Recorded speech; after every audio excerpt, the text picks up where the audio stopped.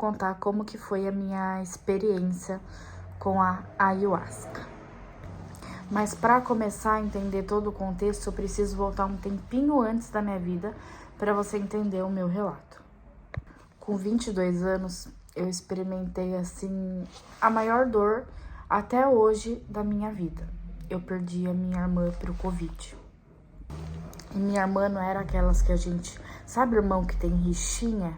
Não, eu e minha irmã era totalmente ao contrário. A gente era melhores amigas, ela era meu porto seguro. Ela era pra quem eu contava tudo, pra quem eu desabafava, pra quem eu chorava e pra quem eu compartilhava momentos bons da minha vida também. E o nome dela é Estrela, vamos colocar aí um nome fictício, pra não expor muito. A Estrela, ela foi embora com 21 anos e eu estava enfrentando um relacionamento abusivo já há cerca de 7, 8 anos. E eu sofria agressões verbais, psicológicas, então meu emocional já estava assim bem abalado fazia um tempo. E a Estrela, assim, era meu porto seguro, era o ombro onde eu chorava, onde eu era a pessoa que me ouvia desabafar sobre tudo, me ouvia falar sobre o mesmo assunto 1 milhão de vezes. E fora, né, gente, que eu tentei várias vezes ir de arrasta pra cima por conta desse relacionamento muito abusivo, tipo... E o relacionamento abusivo, as pessoas falam, termina, mas não é assim, gente. Parece que eu tinha uma dependência emocional, sabe? Eu não conseguia sair daquele relacionamento. E eu via minha vida cada vez mais, tipo, indo pro buraco naquele relacionamento. E quando minha irmã se foi, meu porto seguro, minha melhor amiga... Eu tentei várias vezes a mais ir de arrasta pra cima, acabar com todo aquele sofrimento. Mas não adiantou. E quando ela se foi, eu comecei a questionar muito a Deus o porquê ele tinha levado a minha irmã tão nova, né? Porque muito nova, a gente, 21 anos. A taxa que a gente via, assim, de... A gente viu muitos jovens morrendo de Covid, mas a maior taxa... era entre os idosos, entre as pessoas com comorbidades, né? E minha irmã não tinha nenhuma comorbidade, era super jovem, tinha saúde super ok. E eu questionei muito a Deus por causa daquilo, sabe? Tipo, Deus, como assim você levou a única pessoa que eu confio na minha vida, a única pessoa que me escuta, a pessoa que é meu porto seguro, a pessoa que tá me fazendo, tipo, sobreviver. Eu basicamente estava sobrevivendo por causa da minha irmã. E essa dor me consumiu, tipo, esmagava meu coração, assim, por muito tempo. Até que eu ouvi falar da ayahuasca, do Santo Daime. E eu pensei, por que não dar uma chance? Foi quando eu resolvi que eu não só queria essa experiência, que eu precisava dessa experiência, porque eu tinha a esperança... POV aconteceu de ver a minha irmã e conversar com ela. E eu fiz com um xamã, assim, de muita confiança, que me passou muita segurança, porque, assim, é um processo que muita gente, tipo, te assusta, né? Fala que você vai fazer e corre risco de não voltar mais. Mas, enfim, esse xamã era muito espiritualista e ele me passou muita segurança para fazer aquele processo. E confesso que se desse errado também eu não tava muito preocupada de ir de arrasta. Então eu encarei, sabe? Eu fui com o coração aberto e com muito desejo de conversar com a minha irmã. Até que começou ali o processo e eu tomei a bebida. Gente, é uma bebida muito amarga. Mas eu tomei, só que eu tava muito relutante ao processo, sabe? Tava com medo, tava com insegurança. E por mais que eu tivesse ido de coração aberto, a insegurança tomou conta de mim. Por outros relatos que eu já havia escutado de gente que tomou o chá, né? Mas não deu muito tempo. Eu fui relaxando e eu entrei assim no estado de... Acho que eles chamam de estado de transe, né? E eu comecei a minha viagem astral. Eu me vi num transporte, assim, parecia transporte público, onde tinha vários índios e eles batucavam tambores. Só que não era nada assustador. Era algo muito, muito bonito de se ver e, tipo, zero mesmo assustador. Vi também na porta de uma padaria uma mulher, ela fazia assim pra mim, ela acenava pra mim. E era muito nítido que aquele cenário estava ocorrendo na França. Eu também vi um pai e um filho que estavam assistindo um show estrelar, assim. Algo tudo, gente, tudo muito bonito, nada assustador. Isso eu quero enfatizar muito. Todas as cenas que eu via eram cenas, assim, de você ficar maravilhada, sabe? Parecia que aquilo não era real, porque talvez não era real. Eu não sei até agora. Até que eu me vi assim, num campo, onde eu via muitas borboletas. Algumas borboletas até faltavam asas. Mas na onde faltava a asinha da borboleta, era um local que soltava purpurinas. Sim, purpurinas, brilhos. Eu fui caminhando, né, nessa viagem astral. Na viagem astral eu tava caminhando. Foi quando eu comecei a sentir um perfume muito doce. E aquele perfume doce me atraía cada vez mais e eu só andava, só andava. Foi quando eu comecei a escutar uma gargalhada. Só que não aquelas gargalhadas de filme de terror, sabe? Uma gargalhada, tipo, leve, suave. Foi quando eu comecei a chorar, porque eu sabia que aquela era a gargalhada da minha irmã, que havia desencarnado. Então eu cada vez fui mais em direção àquele cheiro doce e àquela gargalhada. E parecia, tipo, já não tava mais em outro país, tava no Japão. Tipo, era nítido que era no Japão. Ali eu logo já me emocionei e comecei a falar: Estrela, eu quero ficar aqui com você, eu não quero mais voltar. O mundo tá muito pesado, meu relacionamento tá abusivo demais, tá acabando comigo. E eu sabia que ela tava ouvindo porque ela dava risada. Porém, ela não me respondia verbalizando, ela não me respondia com palavras. E ali eu comecei a entrar em desespero porque eu queria ver ela, só que eu não conseguia ver ela. Eu só conseguia escutar a risada dela e sentir aquele perfume doce que ela usava. E eu acredito que naquele momento eu não estava preparada para ver ela, porque eu fui arrastada por um tobogã e, tipo, eu não conseguia parar, sabe? Eu tentava subir e eu caía, eu tentava subir e eu caía.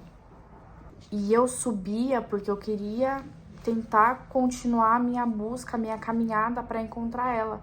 Só que quando eu subia, logo eu caía. E, tipo, eu nunca conseguia ver ela.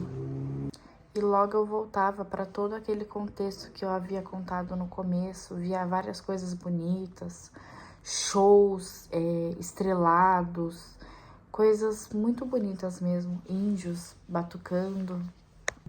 Até que do nada eu saí daquilo e eu fui atrás da minha irmã.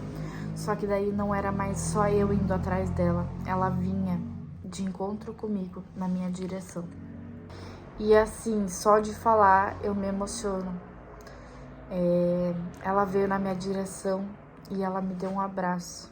Aquele abraço reconfortante, que me confortava todas as vezes que eu tava mal. E foi muito especial, mais ainda, porque como ela morreu por conta do Covid, a gente não teve o último contato com ela, a despedida dela. Quando eu abracei ela, eu comecei a chorar novamente, né? E falei: Estrela, eu preciso ficar aqui com você, eu te amo muito, eu não tô aguentando mais a vida lá na Terra. E eu tô muito preocupada com você. Ela só falou assim, ela falava com uma voz muito doce, sabe? Ela falava: minha irmã, não precisa ficar preocupada comigo, eu tô muito, muito bem aqui. E aí eu só conseguia pedir perdão pra ela, sabe? Tipo, perdão, minha irmã, por não ter conseguido fazer nada pra salvar a sua vida, porque realmente, gente, não tinha nada pra salvar a vida dela. Todos os tratamentos, tudo que era pedido pelo médico, eu me disponibilizava, minha família se disponibilizava, mas não teve jeito. Acredito que era a hora dela de partir mesmo. E ela como sempre, até depois de desencarnada, me confortando. Ela falou assim, não se culpe. Não havia nada o que você pudesse fazer, não havia nada que a mãe pudesse fazer, porque eu já tinha cumprido a minha missão. Então, todo tratamento médico que fosse feito seria em vão, porque a minha missão na Terra já tinha sido cumprida e já tinha chegado a minha hora de desencarnar.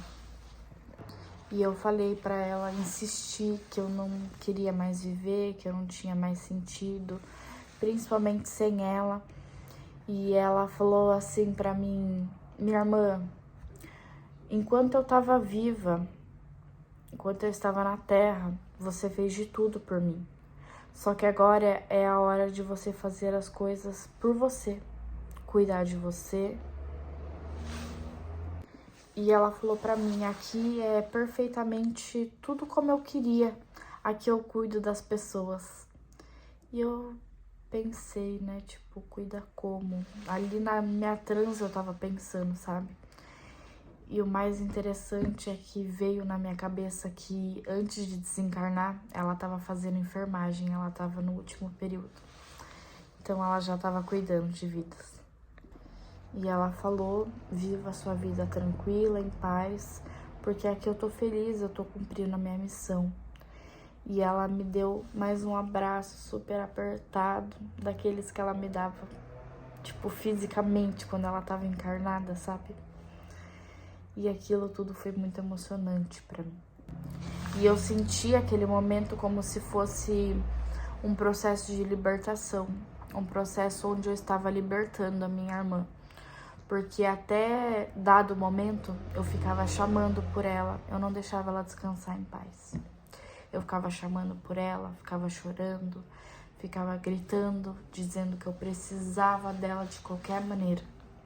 Quando eu libertei ela, dei esse abraço e libertei ela, ela se transformou numa borboleta. Uma borboleta muito linda. E começou a voar. E ela ia cada vez mais alto, saía cada vez mais do meu campo de visão. E depois de um tempo, em forma de borboleta, ela voltou e pousou bem aqui, na minha mão. E falou, eu te amo, minha irmã. E voou de novo. E eu vi uma escada, assim, como se desse pro céu. E esse céu, assim, ecoava uma luz tão forte, uma luz maravilhosa. Sabe aquela luz que te cega, que quando você olha, você não consegue nem enxergar? E ali ela já tinha voltado no físico dela. E eu vi ela subir naquelas escadas. Quando ela chegou no topo daquelas escadas, ela virou e ela disse de novo, eu te amo. E eu falei, eu também te amo, minha irmã, que era como eu chamava ela aqui. Logo depois ela subiu, né? E o portão, ela entrou e aquele portão assim, ó, que emitia uma luz muito forte, se fechou com ela lá dentro. E naquele momento eu senti que eu tinha libertado a minha irmã, porque eu não deixava ela descansar em paz, eu não aceitava aquela morte. E foi um momento muito especial para eu me despedir dela. Na verdade, a palavra exata não é me despedir dela, tipo, para sempre. Eu sei que aquilo foi um até breve, porque eu sei que no mundo espiritual, assim, a gente um dia ainda vai se reencontrar. E minha irmã era uma menina muito doce, que exalava amor, exalava empatia por onde ela passava. E eu só tenho a agradecer a Deus, o Pai Oxalá, como eles chamavam lá, por me permitir viver essa experiência e libertar minha irmã, tirar ela daquela prisão onde eu havia colocado ela, porque eu não aceitava a morte dela. Agora eu estou bem, eu meio que, assim, super... Claro que eu vou sempre sentir falta dela, sempre que acontecer algo de legal na minha vida, eu vou sentir falta de ter ela pra contar o que aconteceu. De momentos tristes também, chorar pra ela e ela me confortar. Mas essa experiência foi necessária pra mim e pra ela, pra libertação dela. e para minha libertação também de ver que minha irmã se encontrava bem. Essa foi minha experiência com a ayahuasca. E você, já passou por alguma experiência? Me contem aqui nos comentários. Oi, gente, eu sou a Rafaela e eu conto história de seguidores. E hoje eu vim aqui contar a história de uma seguidora que tomou o chá do Santo Daime, o ayahuasca, sabe? E eu achei a experiência dela, assim, muito, tipo, acolhedora. Me deu até vontade de experimentar esse chazinho. E eu vou contar pra vocês.